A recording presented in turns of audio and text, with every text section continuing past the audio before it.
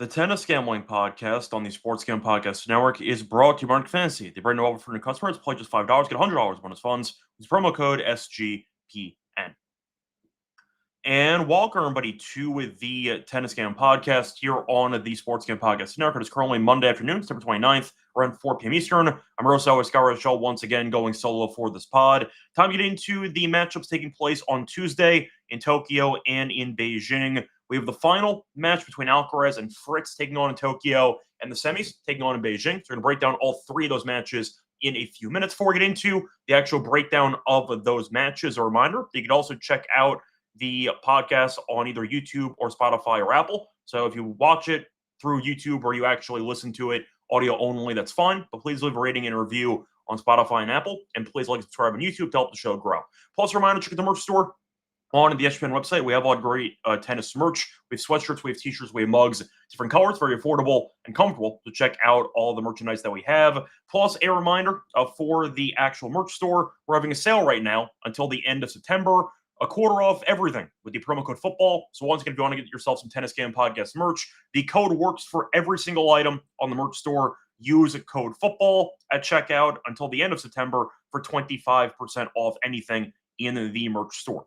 So starting off with a recap of what happened in the last episode. Overall, I feel like the episode itself was fine. Unfortunately, the lock and dog picks were not great. So for the lock, picked up a loss. We had Medvedev team total over 12.5 against Zverev at -124. Thought he would win. Unfortunately, we ended up being a bit too right because he ended up winning handily. So Medvedev ended up coasting, and that did not work out in our favor as we had the team total over. Is what it is. Thought Zverev would put up more of a fight, and he did not. He kind of got buried. He had a chance to break back. It was a low 40. He had, I believe, 4 break points, choked them all away, and Medvedev ended up coasting to the finish line. Zverev, though, had 0 aces, so it felt like he was definitely not in it, bringing his A game. Didn't matter. Medvedev, we know, owns him. In hindsight, should have taken him on the money line instead at like -136, but we didn't really trust him. I know he's kind of turned over a new leaf with a new coach, but the point is we thought Zverev would at least not get embarrassed, and he did. Just picked up a loss there for the lock. For the dog, we were probably coasting to a nice, easy win, and it didn't matter because Mensik ended up quitting. We had Dimenauer straight sets at +113. He was up 4-1 in the first set. Mensik hurt his knee and quit. So Dimenauer was on pace to dominate, and unfortunately, we got robbed of what could have been a nice winner with a void because Mensik got injured. Hopefully, he recovers, but either way, Dimenauer was the better player early and often. Didn't matter. They played 5 games, and Mensik ended up going home. So, once again, not a great episode for the lock and dog, but for the actual match previews, we did pretty well if you took all the stuff that we gave out. So, overall, pretty upsetting. You had a couple of retirements, not just for men's, but also for women's, because you saw, for example, Boyson quit, you saw Osorio quit, and you saw Zhang quit. That was on the women's side in Beijing. For the men's side, Mensik quit and Musetti quit. So in Beijing, same event once again, and you ended up seeing 5 retirements in one day, which is pretty rare. But either way, point is you saw a lot of shortened matches, which were, I'd say, pretty annoying for the fans. But for the actual recap, though, Dimenauer won. Saw Sinner beat Morozin in straight sets. Thought he would. Morozin actually was serving for the set. Then he fell apart. He ended up losing the next 3 games. Think Sinner won 11 of the last 12 points, but Sinner did win in straight sets. Looking at Tien, though, we actually picked him to pull off a bit of a shocker there against Musetti, and he did. Musetti got injured, ended up quitting into the 3rd set. Tien got off to a bad start. Musetti kind of got banged up, and we've seen that happen constantly in Musetti's career. Does get hurt a lot, but either way, point is you are looking at Musetti, who felt like he, 1, wasn't feeling great, 2, didn't want to be there, and you saw Tien get the job done. We mentioned that Musetti had bad numbers against lefties recently, and that trend continued. We actually like Tien to keep it close. We like the over in that one. If you have an annoying book, the book voided it. However, you should have automatically won because you went to the 3rd set and they were already at 19 games. You automatically won the over. So if your book voided, find a new tennis book. If your book cashed the over, then that's what should have been the grade because it ended up going 3 sets and it was guaranteed to go over he just ended up quitting at 3-0. So we called TN to actually pull off a shocker, and he did. We thought the price was too big on Musetti, like the over for that one. And we thought Medvedev would win as he beats Zverev in straight sets. So once again, not a bad episode in Beijing. We just didn't pick well for the actual lock and dog. For Tokyo, I thought Fritz would win, but we thought Brooksby would hang in there. Unfortunately, we missed out by the hook there for the Brooksby 4.5 games, as Fritz did win by 5. It was close early. Fritz served too well. Brooksby had some chances, but just could not convert. And you saw Alcaraz beat Ruud. Did drop a set, though. Ended up losing the first set. Then he battled back, and he was able to win in 3. Felt like he was kind of coasting towards the end. I know it was 6-4 at the end, but it felt like Ruud was really never going to break him. And he had a couple of breakpoint chances early in the third set. He had 15-40 in the 1-2 return game. Didn't convert. Of course, Alcaraz ended up getting the boomerang break and held throughout. So Ruud gave it a good run, played well. Alcaraz was in great form entering the match in the semis. Then he seemed to take a step back a little bit, but he set the bar very high against Bergs, etc. And Alcaraz eventually did win in 3. Not dominant, but still got the job done, 1 in 3. And now we ended up having Alcaraz versus Fritz in the final. Now, that's going to set us up for the actual recap of our outrights, because so far, knock on wood, pretty good in the episode. So starting off with the Tokyo outrights, we had no quarter odds for the event. We automatically win. We had Alcaraz at -160 as an outright, and we had Fritz at 550. They're playing in the final, guaranteed outright winner there, so definitely nice. Now, Alcaraz, massive favorite. He's about -470. So once again, you can't really, I'd say, break down the units if you want to go for some type of, I'd say, hedging or some type of opportunity there, because you already have a -160 and a 550. You're kind of just chilling at this point, and you can't really add more liability on Alcaraz because he's -470. So yeah, I feel like for that match alone, I'm going to break it down, and if you did not actually bet the futures, then I'll recommend what I think you should do for the final. But if you took the plays that I gave out pre-tournament, you're kind of just taking a nap, and you're going to wake up and whatever happens, happens, because you have a guaranteed winner on both sides. Beijing, though, so far so good for the quarters. For the first quarter, we had Sinner, 550. Once again, didn't bet that, but that was the only option you had, and he ended up cashing, obviously. Second quarter, we did lose on Chang at 14-1, but we had De Minaur at +110. That worked out, so a nice win there for the second quarter. Third quarter did not work out, as we had Bublik at +275, and he ended up, of course, losing immediately to Manarino. But for the fourth quarter, people gave me some crap in the comments section, because I was going to back a couple of head cases, and we backed Fokina at 4-1. The main logic, though, behind the fourth quarter was fading Zverev, who was compromised in the Laver Cup. So I gave out Fokina and Medvedev at 3-1, and a lot of people hated the play, and I don't blame you, because Medvedev has been really bad for the last couple of years, and he was a head case, fired his coach. But you know what? Sometimes fading Zverev makes the risk worth it, and we blindly faded Zverev in a pretty weak quarter besides those 3 guys, and it worked out. So everyone who doubted Medvedev, I was going to play the spot anyway. I recognize the form wasn't great, but it worked out. And Medvedev got the job done there at +300. Shout out to him. If you did not tail me on that, I understand. If you did, hopefully you enjoy the +300. For the outrights, though, we have one player left. Of course, it is Sinner at -148. And yeah, he's a massive favorite against De Minaur. He will be a favorite in the final if he beats De Minaur. We're on good pace. So once again, a very good outright episode so far, and we'll see how we do in the quarters. In the quarters and other events, in Shanghai coming up later on this week. And, of course, the matchups taking place on Tuesday in Tokyo for the final and in Beijing for the semis. Anyway, basically that's all I really have to talk about for the tennis landscape. The futures have been good. The picks, once again, could have been better. Apologies there. But if you actually followed all the other once again, previews for the matchups for Monday morning, I feel like most of the matches went the way that we thought. Besides that, though, nothing else to really talk about. Yeah, that's basically it. So anyway, time to move on into the preview of the matchups on Tuesday. Before getting to the matchups, though, reminder, they're brought to you by our sponsor, ADVERTISE. Using the bet on football, they have a prop builder second to none. Their model is simple: bet anything, anywhere, anytime. Use crypto for deposits and payouts. When you sign up for a new account, use code SGPN for 100%. Bet back bonus $100 for new customers. ADVERTISE promo code SGPN. ADVERTISE promo code SGPN. We're also brought to you by Novig, which is America's #1 sports futures market. And since it's an exchange, we're getting some great prices in the market. It's available in a bunch of states, 35 of them to be exact. And a reminder, download the Novig app, $50 when you spend just $5. If you use promo code SGPN, get on the actual Novig, promo code SGPN. Welcome back, everyone, to the Tennis Game Podcast. Finish going through the recap of what happened in the Monday matches. Time to move on into the preview for Beijing semis and for Tokyo finals. So starting off with Beijing.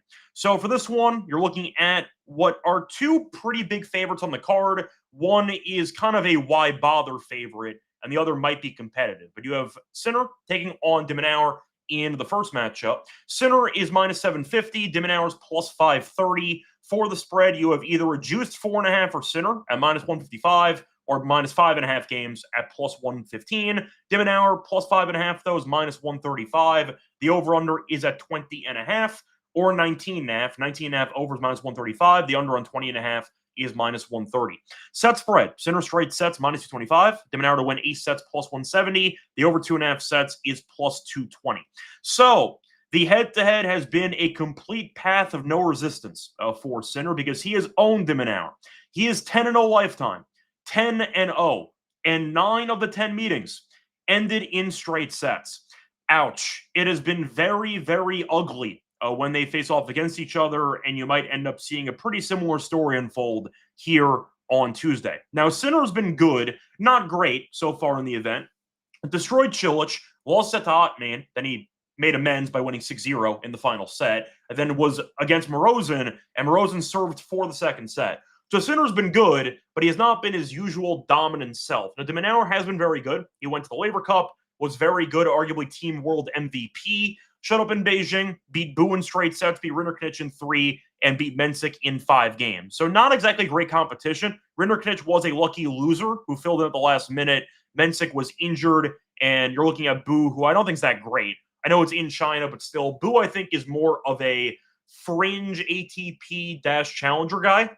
So de Minaur's had a pretty easy path up to this point. Sinner's path hasn't really been that difficult either. Otman, we know, made the crazy run in Cincinnati. So you could argue that he is definitely dangerous, and Sinner did drop a set there. But you're looking at Sinner, who simply put owns him in the head-to-head. Will de Minaur, with his recent form, do anything to challenge Sinner? My answer is no. I don't think so. I think Sinner ends up killing him. I think de Minaur is a guy who simply put is a bad matchup for... Or I should say, Sinner's bad matchup for de Minaur, because we're looking at the main issue. And the main issue is simple. Sinner can rally, and he has tons of firepower. De Minaur can only rally. I know he's tried to improve on the firepower. He's gotten better in that area, and it has resulted in some good outcomes for him. But in reality, Sinner's just a much better player. And the issue that de Minaur runs into is, one, the serve's not going to be great, and you're looking at Sinner, who should get a bunch of returns in play. Not to mention, de Minaur is going to be passive. He's going to have to play defense the entire time. And if you keep the ball in play against Sinner, he's going to kill you. He's going to make you run around the court. He's going to make you play a lot of extra balls going side to side. And I can see Sinner coming forward. But de Minaur, do I think he'll be aggressive during points in the match? He's going to try to. Will it work? Probably not. I see Manzi mentioning that the average score for Sinner in each set is roughly 6-3.2. So de Minaur rarely wins 4 games in a set against Sinner. And going through the head-to-head, it has been very, very decisive and very ugly. Now, they faced off, I will point out, earlier this year in the Australian Open. And it was as bad as it sounds. 6-3, 6-2, 6-1. It reached a point where people thought de Minaur should quit to save himself the embarrassment in front of the home country Australian fans. But the point is, Sinner is just much better. Yes, I understand de Minaur's played good tennis. Yes, I know that Sinner has not been dominant against Otman and against Morozin. But I do think at the end of the day, you're looking at a spot where it's a bad matchup for de Minaur because of the firepower angle. At least Morozin and Otman can unload on both wings and at least force Sinner to play defensively. De Minaur can't do that. It's really a bad matchup for him in general. Probably the worst matchup possible for de Minaur. So I like the under in the match. I think that it's going to be pretty lopsided. I think Sinner wins 6-3, 6-2, maybe 6-3, 6-4. But I think you might end up seeing one close set. Other than that, complete rout. I think Sinner dominates. Give me Sinner minus 4.5 games as well for my thoughts in this matchup. Moving on to the other matchup with a pretty decent favorite, despite not being as big of a favorite as Sinner. You have Medvedev at minus 340, give or take. You have Tien at around plus 275. For the spread, also 3.5. It's 3.5 or 4.5. 4.5 plus money for Medvedev at plus 110. Plus 4.5 for Tien's minus 130. 3.5, though, you have Medvedev minus 3.5 at minus 160. For the over-under, 21.5 games. The over is minus 105. The under is minus 115. Set spread, you have Medvedev in straight sets at minus 130. Tien to an ace set is plus 100. And the over-under in sets, the over 2.5 sets, is plus 160. Now, Tien's been good. Not dominant so far in the event. But you know what? Tough competition. Faced off against Cerundolo, then Caboli, then Musetti. Really tough draw. And you know what? Good for him. He made it through. Now he's in the semis. Now, Medvedev had a pretty tough draw as well, beating Zverev, beating Fokina, and beating Norrie, and he's not dropped a set. So he has been very, very comfortable in the entire event. And Medvedev, dare I say, it looks like his old self again. Is that good enough to beat Sinner? I didn't say that. Is it good enough to make the final? Of course. I think that he should be favored over Tien. Tien, though, as a reminder, beat him earlier this year in the Australian Open. Having said that, when you factor in the form Medvedev was in all year, it's impressive nonetheless, but I would say the impressive win aged, I'd say, unimpressively. Not taking too much away from Tien, who was 4-1, obviously, to win the match. But Medvedev, as a reminder, in that event, ended up beating a random unknown guy in 5 in the first round. And besides that, he lost in the first round of every single Grand Slam besides the Australian Open. So he's really, I'd say, an overrated win if you factor the actual results that he had for the first 8 months of the year. Now, we've seen him with a new coach, and suddenly he looks great again. So maybe that's what he needed, and you ended up seeing him beat Fokina handily, beat Zverev handily. Yes, I know Tien on the head tape, you might argue, is alive against him because he proved he can beat Medvedev. He did so in 5 in the Australian Open. But Medvedev on these courts, I think, looks really, really good. Tien, props for being here. But I do think Tien might be a bit of a trap play. I think the public will be jumping on Tien with the argument of he beat this guy already. Why is he getting 4.5 games? He should be able to keep this close. I'm not sure about that. I think Medvedev might come out and bury him. We'll see what happens. But I think Tien will make one set close. Then after that, maybe it's a bloodbath. I don't mind seeing potentially a 7-5, 6-2 type of matchup here. I think Medvedev eventually finds a groove. Tien was pretty fortunate that Musetti got injured because I know he picked it up in the second set onward. The first set wasn't pretty for Tien. In fact, Musetti looked quite comfortable, and Musetti did not face a break point in the entire first set. So Medvedev, we know, can double fault himself out of a hold of serve. We know this, but Tien's serve is not great. The fact is Tien has less than 2 aces in every match in this event. So the serve has not been dominant. It's been fine. Medvedev, though, has been returning very well from the back of the court. And the fact is, it seems like he's unloading a bit more on both wings. Seems like there's a bit more aggression for Medvedev with the new coaching staff, which I like. And I feel like that's why he was able to beat Zverev. He was able to take control of points. And even though he was able to keep the ball in play, there was some purpose to his shots. Felt like with the old coaching staff, his main purpose was keep the ball in play, and that set up his opponent to take control of points. Medvedev, though, has been more aggressive. He's been more calculated with the shot selection, and it's worked out. So I think Tien can make one set close. In reality, I just don't think Tien's serve is good enough to hold for an entire set. So if I'm giving Medvedev at least one break in every set, potentially more, he's in a great spot. I think straight sets minus 130 makes a lot of sense for Medvedev. And I think you're looking at what could be a spot where Medvedev maybe ends the title streak. It's been a couple of years at this point. But I think Sinner will get into that if they face off against each other in the final. But I think that Tien is a worthy dog of this size.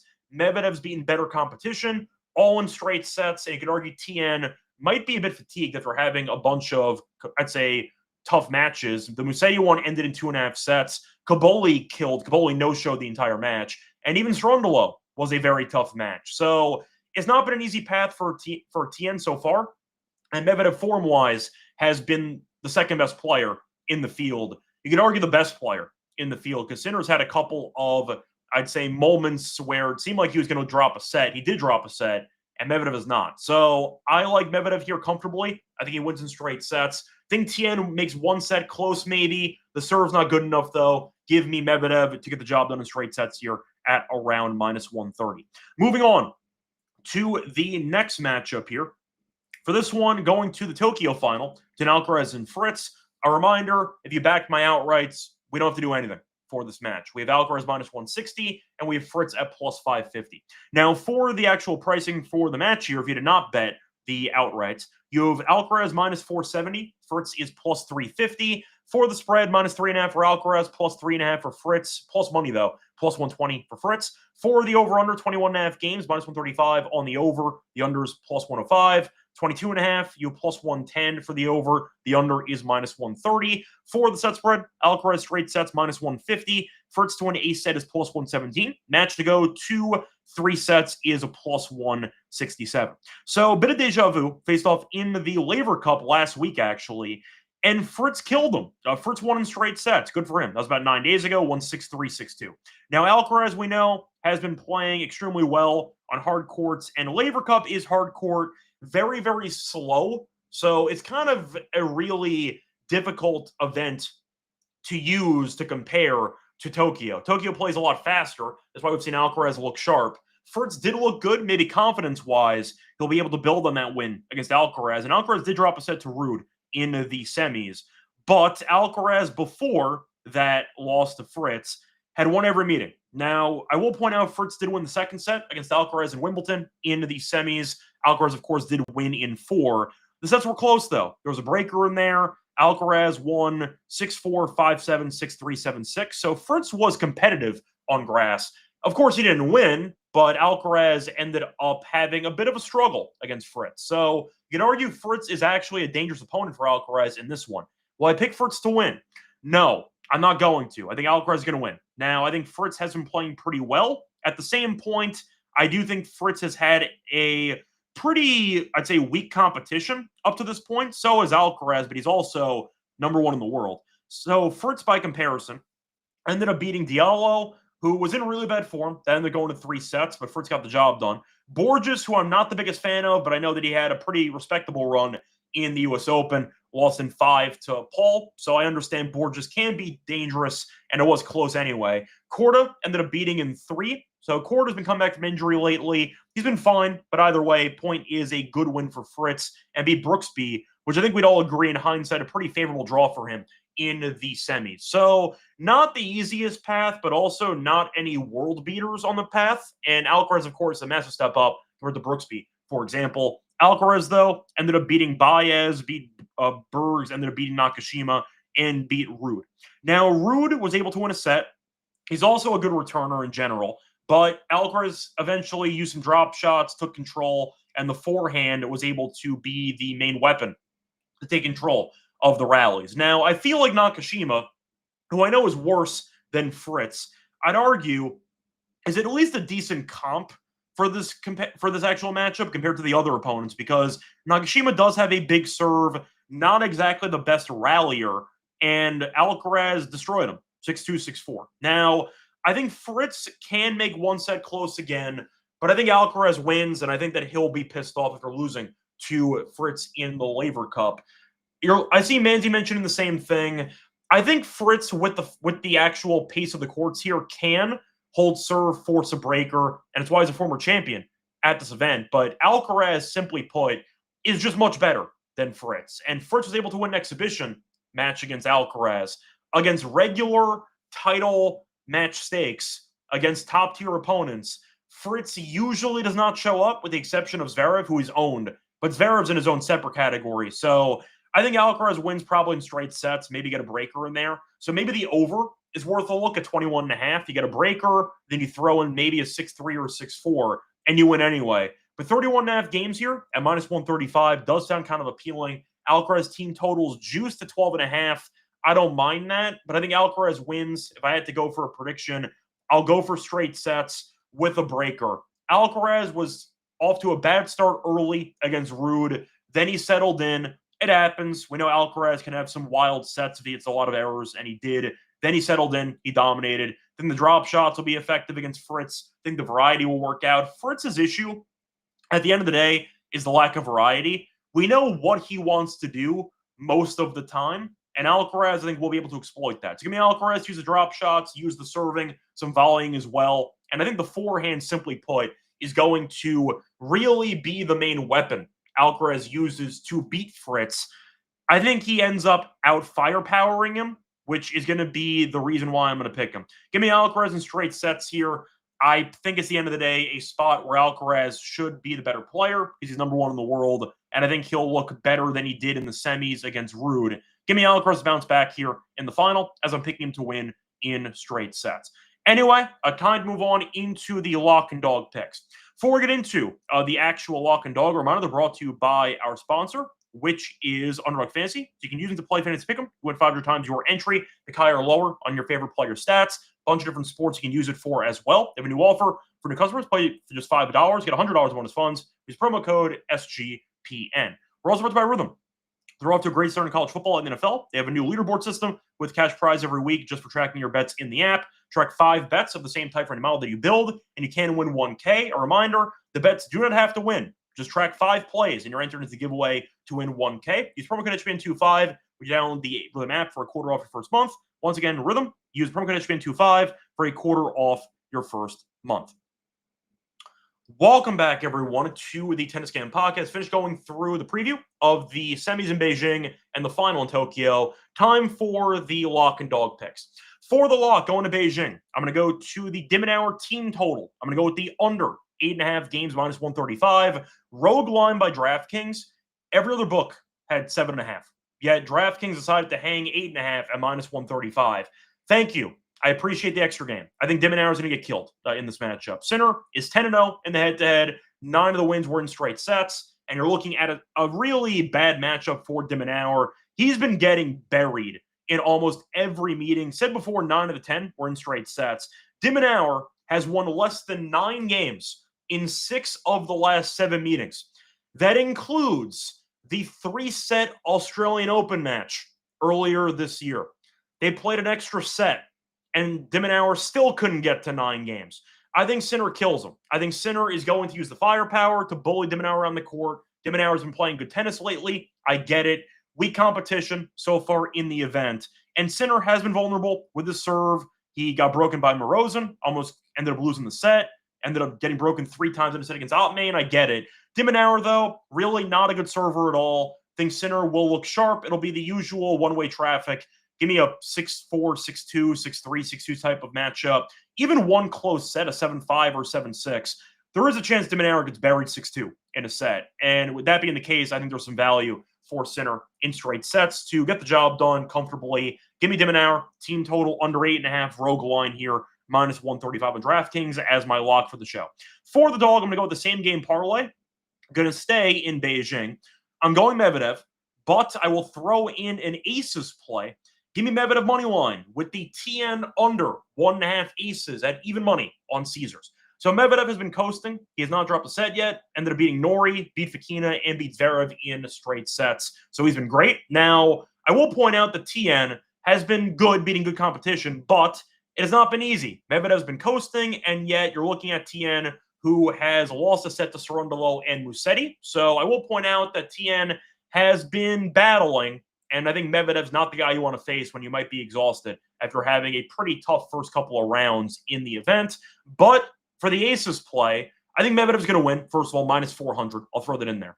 Now for the aces, Medvedev against Zverev, who's a good server. Fokina and Norrie not so much, but still. He has allowed 2 aces combined in the first 3 matches. Zverev, who's the best server compared to Fokina, compared to Norrie, and compared to TN, had 0 aces in the quarterfinals. So I think 1.5 aces is pretty high, actually, for TN. TN's had less than 2 aces in every single match in the event, and that featured a couple of third sets. So I think Medvedev, with his return position, being that far back with TN's lack of pace, I really don't see many aces happening. Norrie had 1 against Medvedev. I see a similar story here for the lefty. I think TN finishes with probably 1 or 0 aces, and Medvedev wins. But TN under 1.5 aces is minus 150 on Bet365. You throw that in with Medvedev to win on Caesars, and it's even money. So I think it's a good price. I'll take TN to not do much with the serve. I'll back Medvedev to win, and that combined play for a parlay is plus 100 on Caesar. So once again, the lock and dog. The lock's going to be on Dim and Hour. Team total under 8.5 games, minus 135 on DraftKings. For the dog, I'm going to go with Medvedev money line with the TN under 1.5 aces, same game parlay at even money on Caesars. Going to wrap it up for the show. Back once again for the final in Beijing and the preview in Shanghai coming up in a day or two. Till next time, good luck to all of you and all of your bets. Bye.